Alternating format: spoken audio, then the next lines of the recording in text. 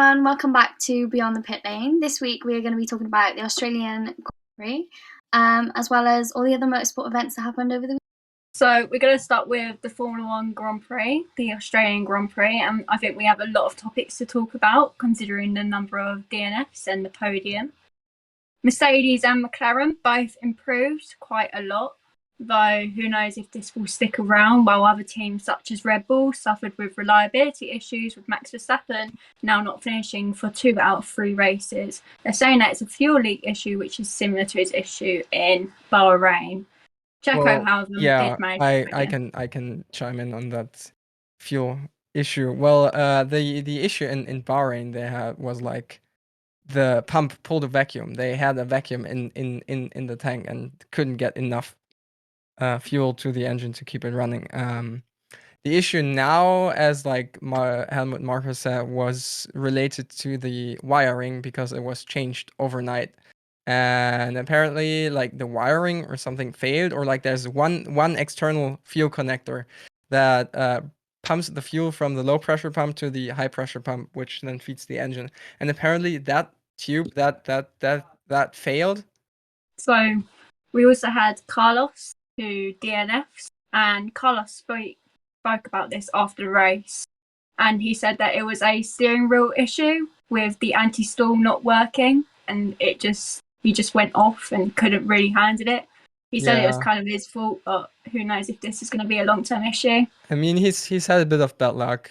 They had to change the steering wheel just before the race because something on the steering wheel didn't work, and the wheel that they gave him didn't have the correct firmware and the correct settings that they intended to use for the race. So he completely bottled the start, and the car kicked into anti-stall at the start. It was a whole mess. And then he just lost his patience and tried to make up for it again and just completely misjudged the braking zone and got stuck in the gravel. I mean, we did see K-Mac do that as well, but he just didn't get stuck. Yeah, a lot of cars were having the issue, weren't they? Yeah. It makes me wonder if Ferrari's going to suffer with reliability issues further in the season. Maybe this will be a long-term problem, maybe it won't.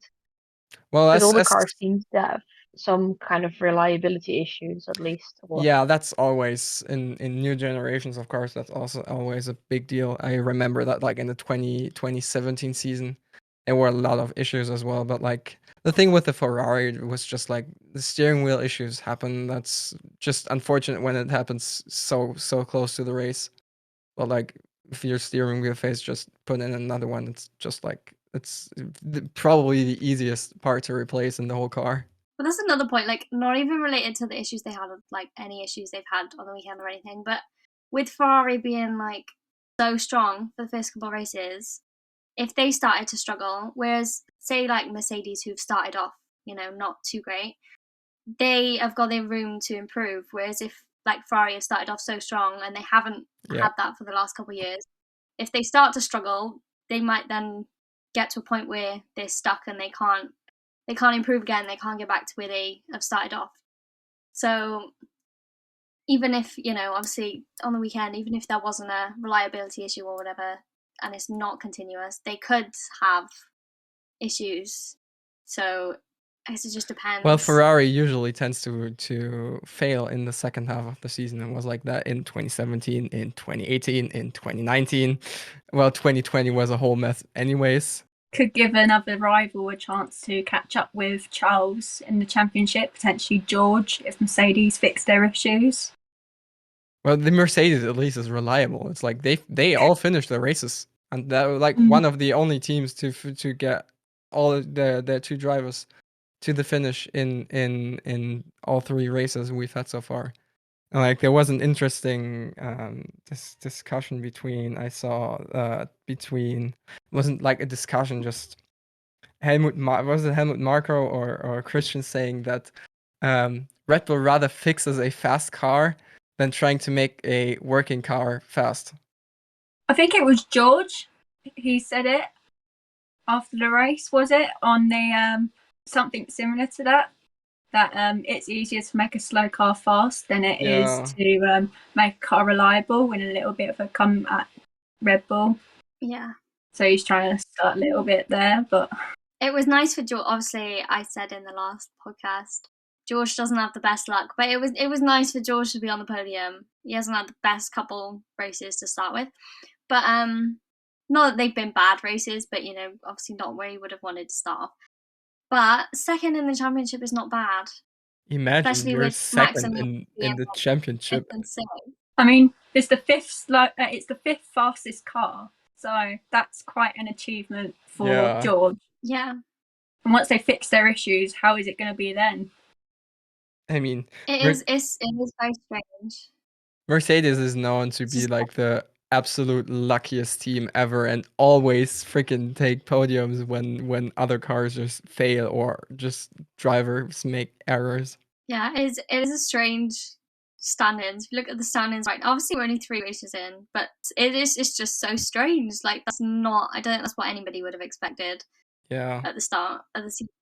I'm just wondering in what ways McLaren can fix the reliability issues they had in the previous races, and like at the end of this race they were managing a fuel issue on Lando's car, so wondering what that was all about. So yeah, hopefully they can go upwards again. However, I don't know whether the next circuit will suit the new car they have, but yeah, it makes you wonder if McLaren can fix their stuff for the second half of the season, so maybe they can compete for the win. I feel like they have the ability to do so. However, they just need to optimize the car for every track they can, not just fast tracks. Yeah, well, obviously they were looking better on the weekend, so they've obviously made some changes, but like you said, the issues towards the end of the race, they could then carry on to the next race weekend. So there's obviously still a lot of room for improvement, but at least they're looking a little bit better than the first 2 races, and they're actually in the points, back up in the points. They're not the new Haas. Well, that's Williams again. Well, even though Albon scored a point as well, but or Aston Martin though. Aston Martin, the Green Williams kind of. We don't. Aston Martin. Yeah, that car is literally undrivable. I saw a clip of Stroll earlier today where he was just driving or attempting to drive in a straight line and took his hands off the wheel and the car just started steering itself. Yeah, I saw that. The car is freaking possessed. They need a priest to get that possession out of their car. It's ridiculous. Like, but the thing is that Vettel's car didn't even steer, and Stroll's car was just steering on its own. And like the thing with Seb's car, it shut off after the crash. That was so weird. Like the car was fine. He just lost the nose, and the car just shut off. Yeah, it's a bit of a mess there. If the car would have not shut off, he could have probably made it back to the pits and like at least finished the race. But like he just hit the wall. Car, no, I'm gone. Bye. I don't think there's sensors like the G sensor actually did trigger. Like the impact was above 15 Gs. I don't know if that automatically shuts off the engine or not, but it was such a weird scenario. The car looked fine. Literally, just the nose was gone. But get back to the pits, put a new nose on, and continue. Talking about Seb's crash, people are actually getting worried that the hands device might not be working as correctly, though it's quite a issue that people are arguing on, that maybe it did work or maybe it didn't, considering the way that Seb's head did hit his steering wheel. The hands device should really be stopping that. Do you guys think it's an issue and that needs fixing? It's a concern for safety?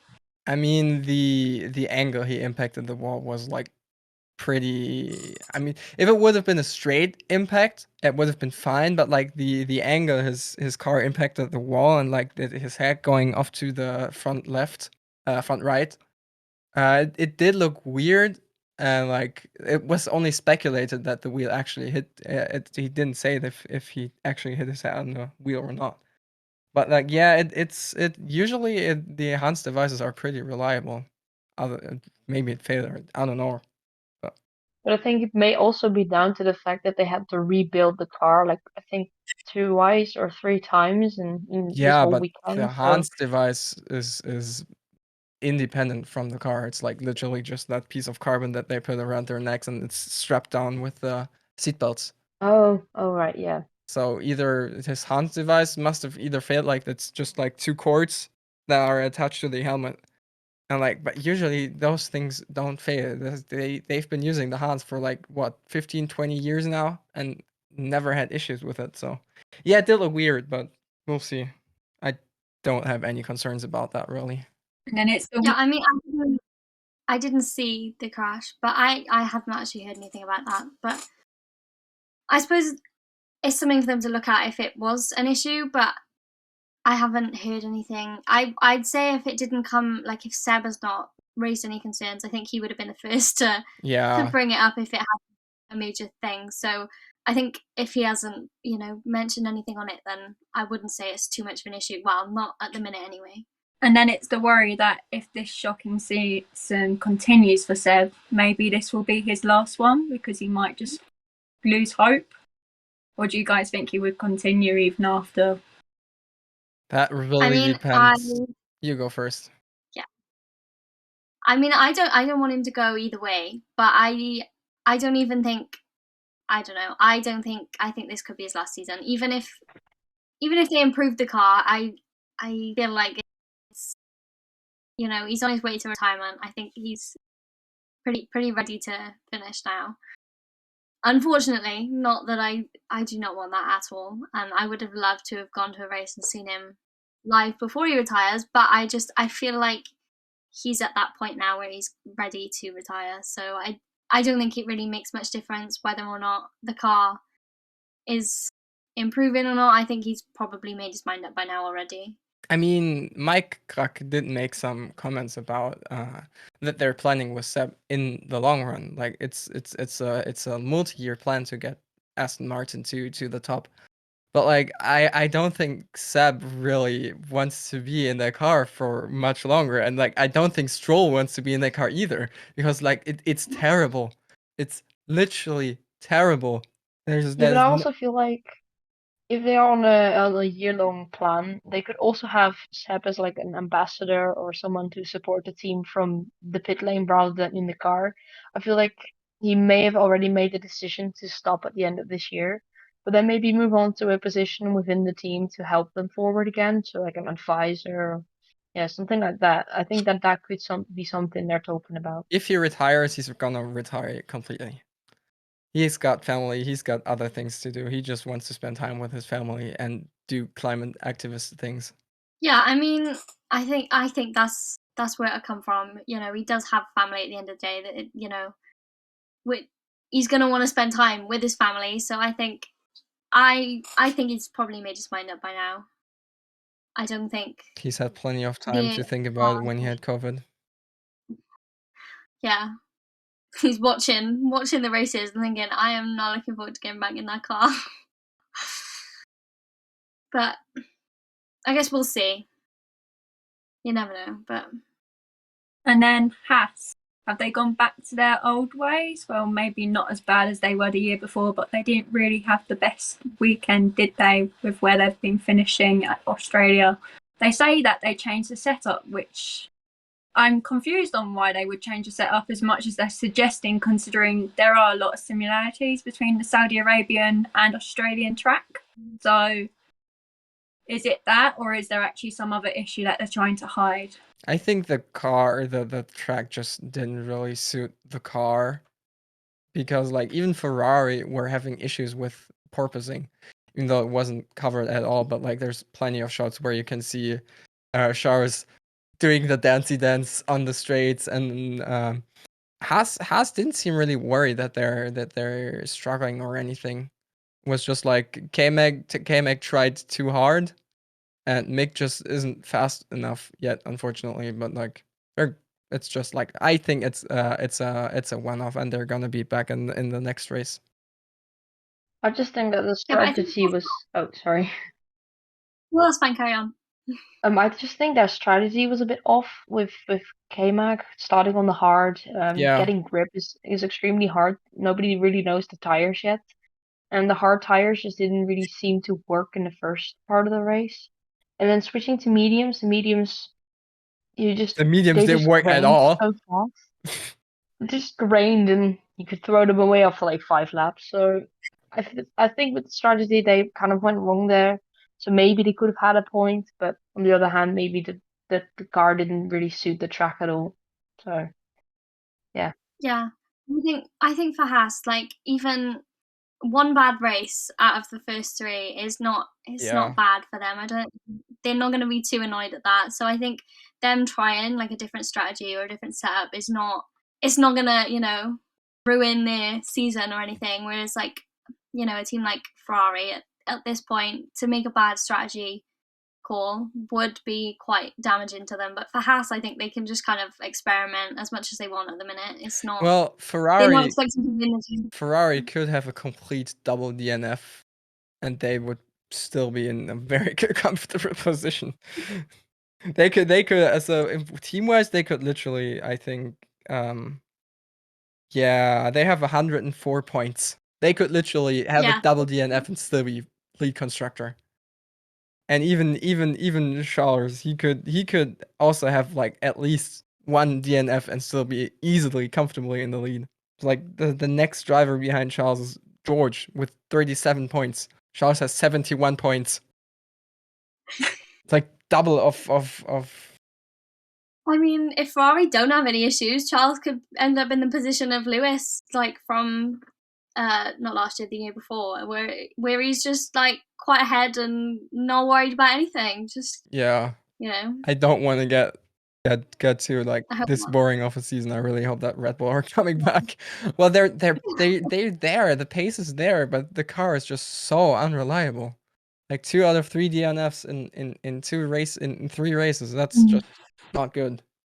I mean, Max was saying after the interview, he's not thinking about fighting of the championship. He's actually thinking more about winning, as he doesn't even think if these problems continue that they'll be able to get wins or even finish the race in the first place.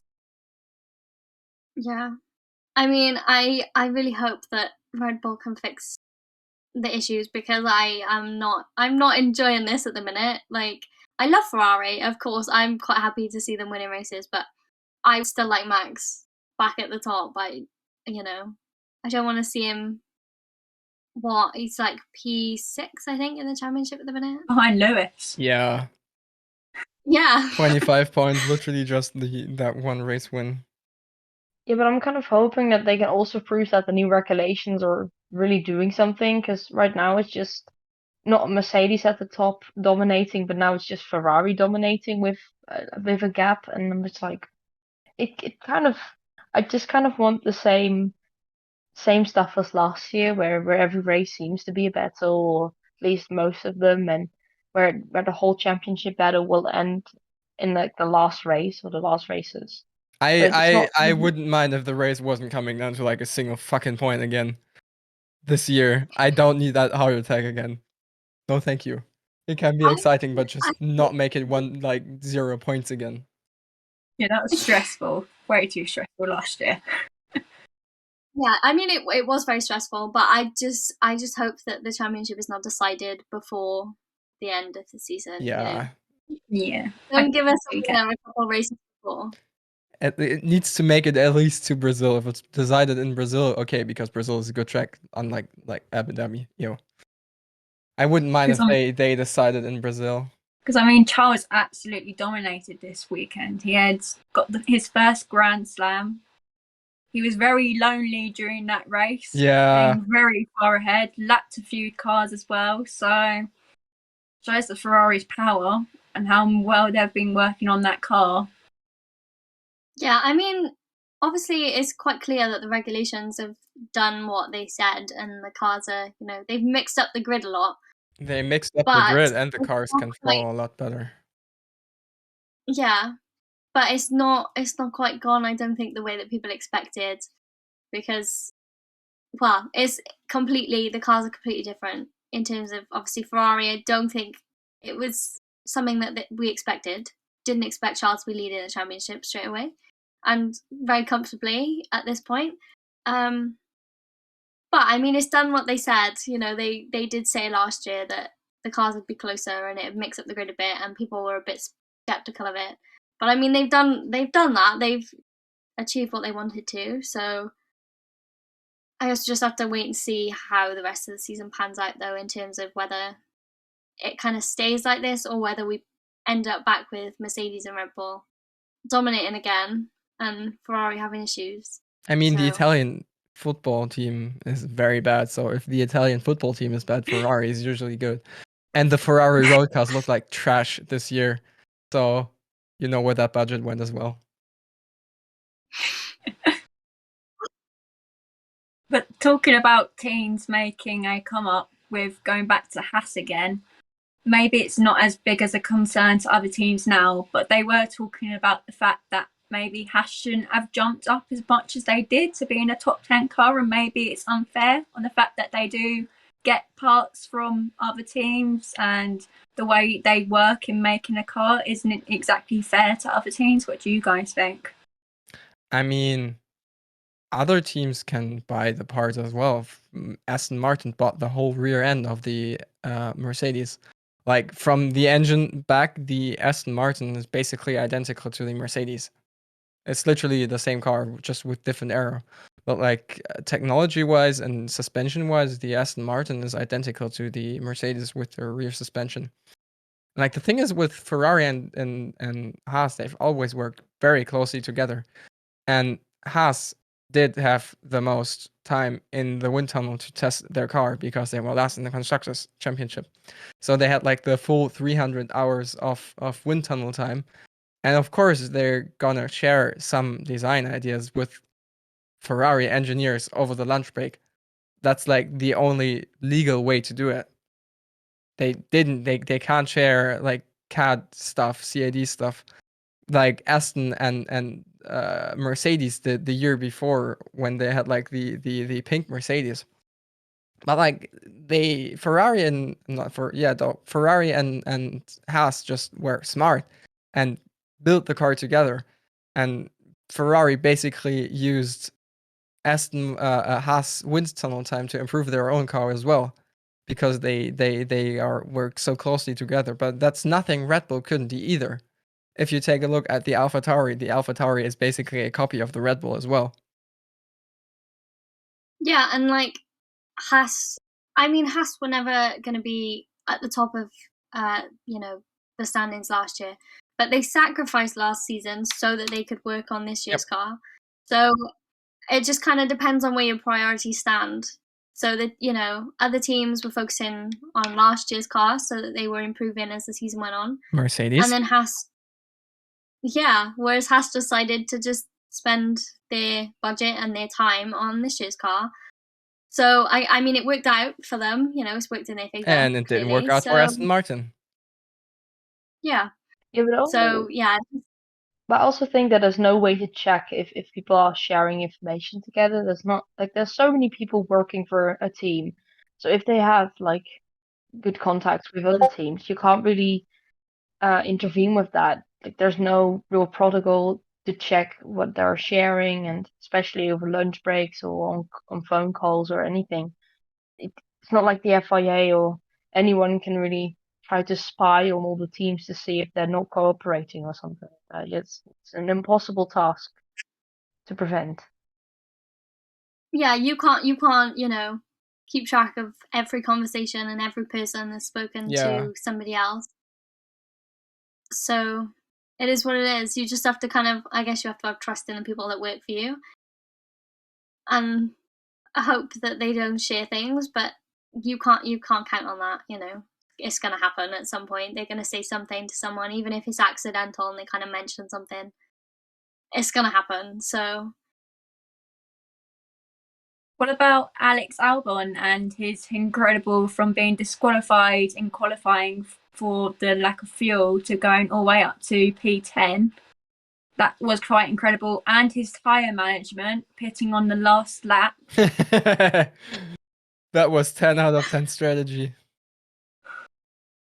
At first I didn't think it would work, but then like after the 56th lap or something, and they went into the pits and came up P10, I was like, oh, this is actually a brilliant strategy, because they got to build up the gap so much to the other teams, and that they could still finish in the points, which is so impressive for a car that was disqualified and isn't up to the pace as much as maybe they want to be, especially looking at the previous 2 races. So I mean, Yeah, that was yeah, go ahead.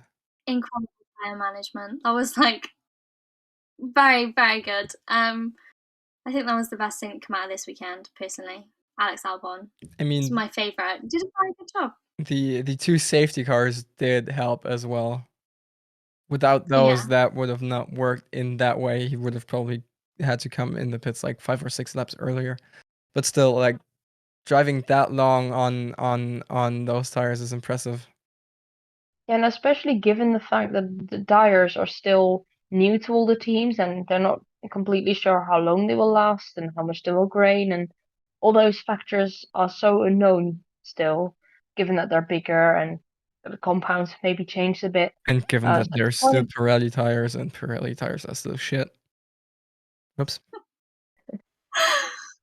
but it's quite impressive to then see that he could manage tires even though maybe the safety car helped. It is still an impressive stint to have done. Nobody else has done that this year so far. Obviously, it's only 3 races, but to see that Williams is capable of really managing their tires, and especially Albon, it goes to show that he belongs there in Formula One again. It's good to see him up in I the mean, yeah, points. obviously the tyres are different this year.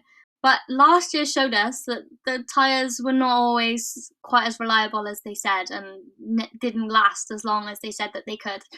So it was very brave of them to do that, with the recommended distance and whatever.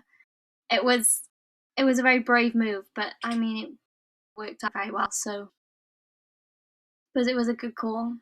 And it does kind of conflict with Max's statement, though it might only be Red Bull related, that he felt like the tyres weren't working when he was trying to chase a car down, such as Charles's. So maybe that's just a Red Bull issue and isn't just a tyre issue.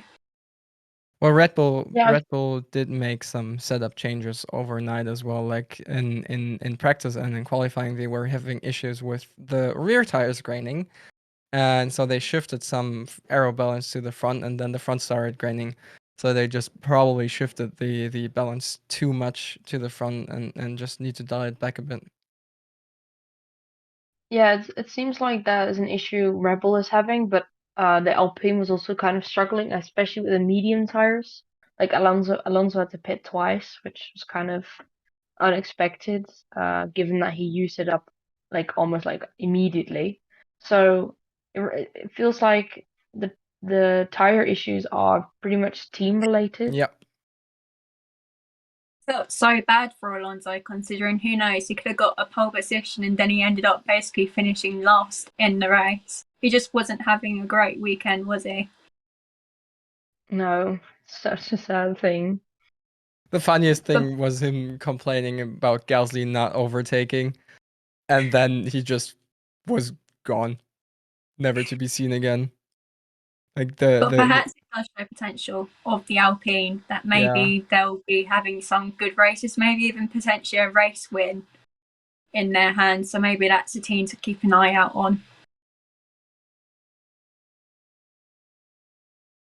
And then, what did you guys think of? Do you think the track changes actually worked? As there was drivers such as Mick Schumacher who said that he found that there was limited overtaking issues and that's why he did so badly in the Grand Prix. Is he right, or is it just a him issue?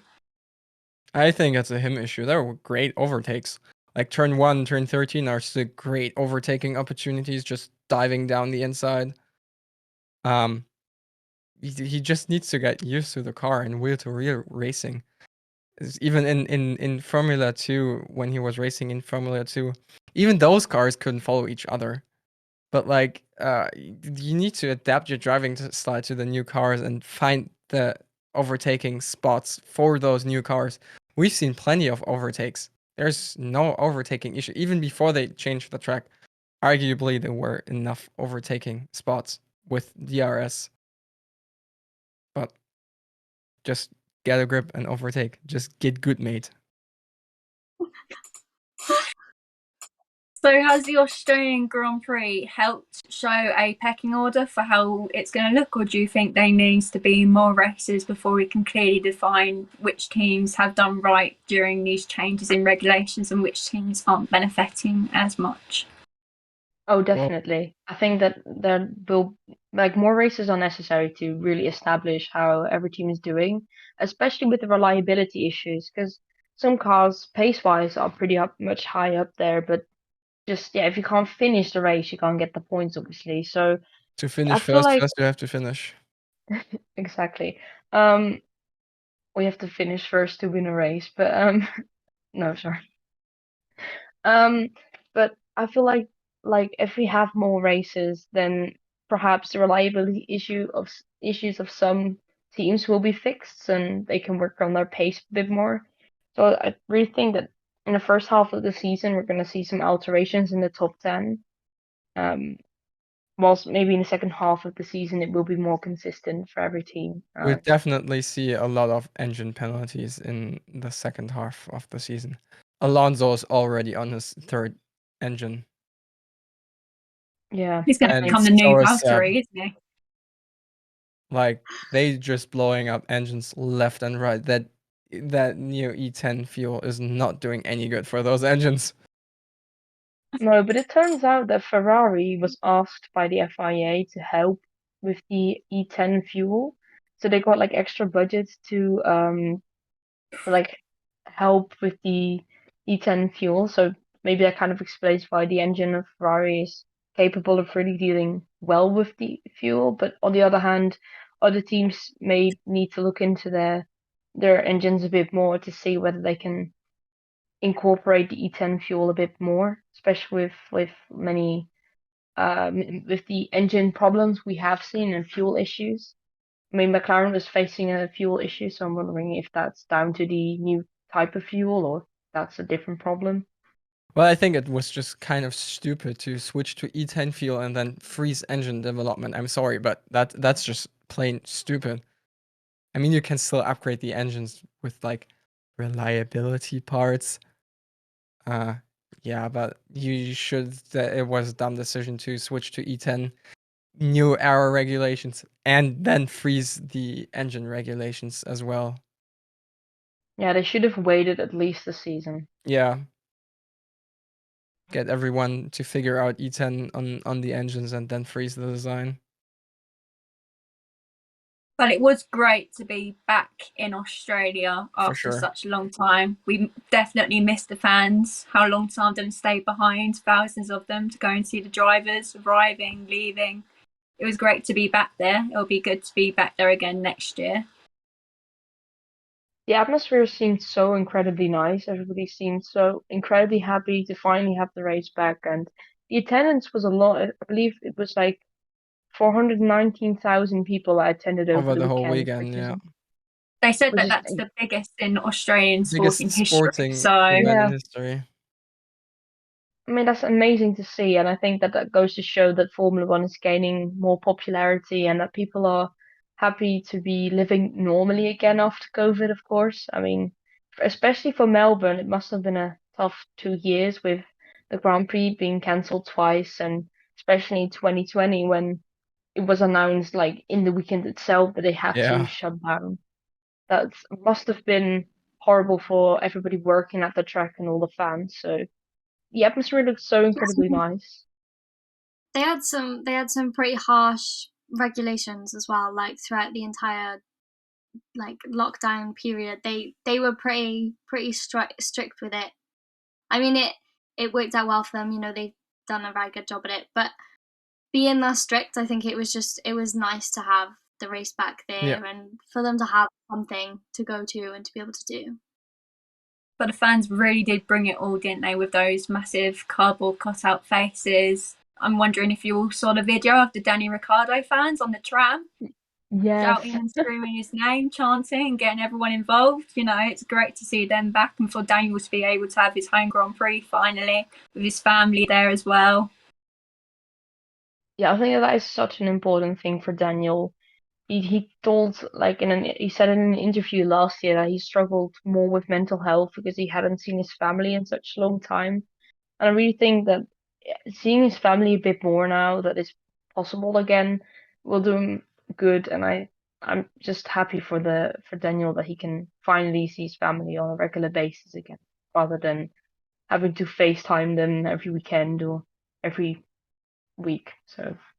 Do you have any other points that I might have missed out on about the Grand Prix, or anything you'd want to mention about it?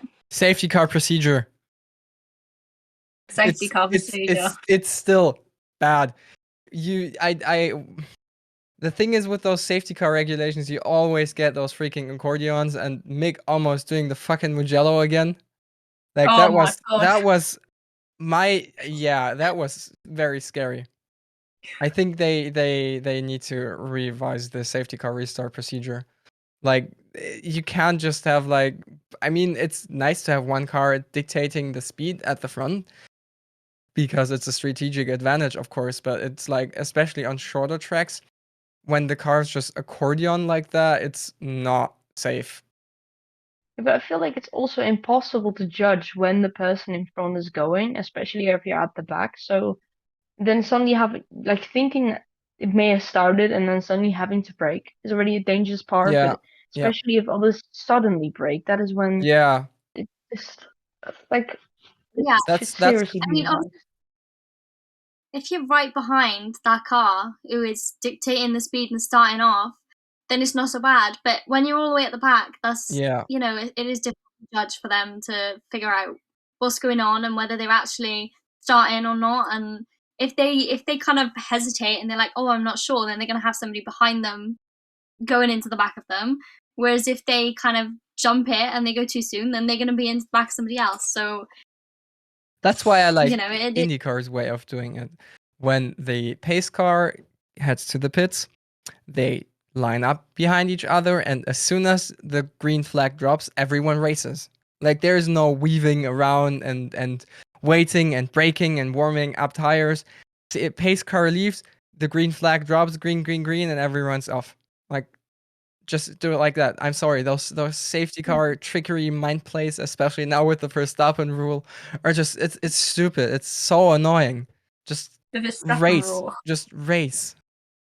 I personally liked what Verstappen did. I liked how he intimidated the other driver. It made it more exciting to see if the other driver was going to mind what Max was doing, or whether they were just going to say, I don't really care what you're doing. I'm going to do what I want to. Yeah. Yeah, it's a pretty specific rule. I was like, this is seriously based on just Max's things. There's so many. Isn't that like the second Verstappen rule already? Yeah. The weaving on the straight is also like a Verstappen rule, because that's what he used to do in his first years at Red Bull. As Lance got a penalty for that, didn't he? Yeah, that was a bit harsh. I mean, the forcing Bottas off the track, that deserved a penalty, but like the weaving was, well, yeah, it was technically right, but also the car is already that bad. You might as well just let him get away with it. Just be scared for those poor Aston Martin crew members when Lawrence Stroll comes in and they won't realise. Oh God! About that. Oh, I heard after the first race that like everybody got so mad at each other, whilst the team principal of McLaren was like, let's keep it up, let's keep our heads cool and let's not blame anyone. The whole Aston Martin garage was just in shambles and was trying to blame each other for everything that went wrong, and I'm just like, this is not the way you can have to lead a team. That's not right. Can't just. I wonder how many apologies Seb and Lance have had to make this weekend to the crew, as they've been apologising a lot. Oh. Okay, I think that's enough for Formula One in this podcast. Let's jump over to the doubleheader in Formula E in Rome this weekend. Oh my God, there's not a lot to talk about, but there's like, we had the same winner for both races, and he didn't start on pole for both races. That was incredible by Evans. Yeah, Mitch Evans. His overtaking was incredible, and he wasn't scared to go for it. Yeah, he just did it. And like the strategy played out really well for him as well. Like especially in the second race after the final safety car, he was the only driver who hadn't used his attack mode. So he had like 5 minutes left on the clock, and he still had 8 minutes of attack mode, and then they had like 5 minutes of overtime.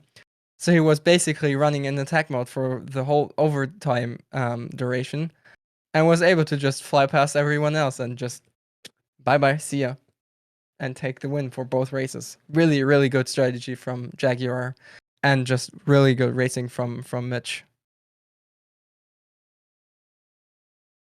What else did we have? Mercedes. Jake Dennis. Huh? Jake Dennis with his DNF and his 17th place during the Yeah. first race as well. He wasn't having a good weekend at all. Neither were the Mercedeses. Like the Vries and Van Dorn were just in the freaking mud. There was like nothing they could do. Getting a penalty for causing a collision stuff. Yeah. Well, not Van the Dorn weekend had they a had few hoped good for. battles with a the few other other people. thing I found really interesting this weekend is like everyone was driving around with aero damage at some point, and the cars just did not care. I freaking love these Formula E cars. You can have your whole front wing missing, and the car just doesn't fucking care.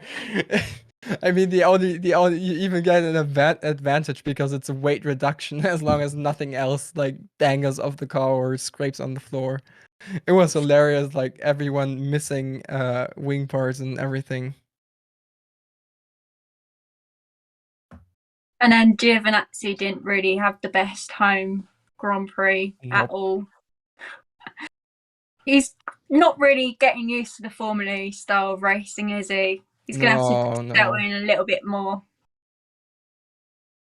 I mean, the same thing happened with Van Dorn also wasn't that good when he first joined Formula E. It really just came because like the car it's a Formula car, but it's like really different because you don't really need the aerodynamics.